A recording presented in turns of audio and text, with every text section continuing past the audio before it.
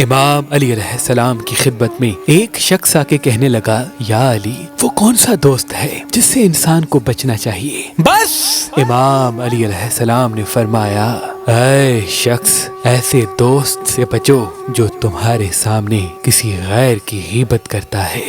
یاد رکھنا، جو آج تمہارے سامنے کسی غیر کے عیب بیان کر رہا ہے وہ کل کسی دوسرے کے سامنے تمہارے عیب بیان کرے گا۔ جو آج تمہارے سامنے دوسروں کے راز آشنا کر رہا ہے وہ کل دوسروں کے سامنے تمہارے راز فاش کرے گا۔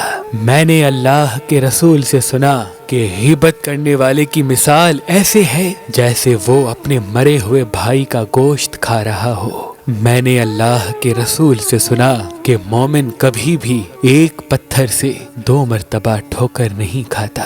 اے شخص، انسان اپنی فطرت میں قید ہوتا ہے۔